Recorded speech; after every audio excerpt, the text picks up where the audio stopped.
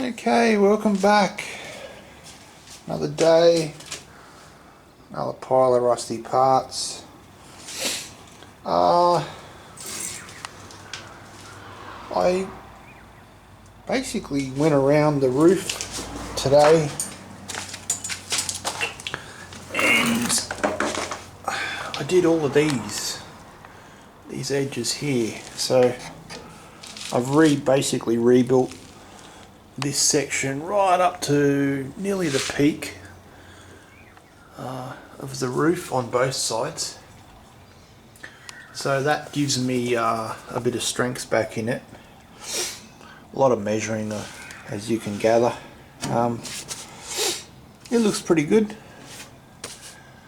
What can I say? I just use my little vise and my little tipping tool to get that, and as I said, a lot of measuring because this was all rusted away. I'm just going to show you a piece that here we go. So that was basically all that was left. Oh, too close. So we were about there. So all of this was that's where that piece came from, up there. And all of that was missing. So that sits inside the rain channel, and then the little piece that sits up there, this sits into it. So obviously I haven't guessed this. I spent a long time working out where I could get to, and then from centre, so then I could work my way back and get this side. So I rebuilt this side, and then I came through and I did this one. This one took me about a quarter of the time that this one did, because first off I had to make the measurements and make sure everything was going to sit on the vehicle properly. Yeah, as I said, I'm working with little bits and pieces as I go here, so it's hard to finish one job without having to do a little bit of another one. But I think the further I get in, the easier it's going to get for me once I start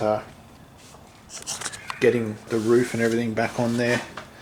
I cut these loose today. This is where it naturally wants to sit, especially with the other side as well. So yeah, looking good. Fair bit of work today, standing in the sun.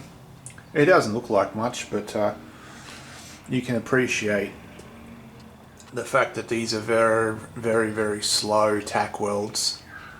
You know, you don't really want to get a lot of warp in the roof. I really don't care, to be honest with you, how, you know, if there's a little bit of warp in it, because, you know, that's sort of the look that I'm going for. But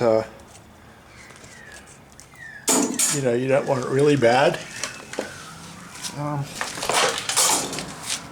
Yeah, it's probably a bit hard to see that side. I'll come around here.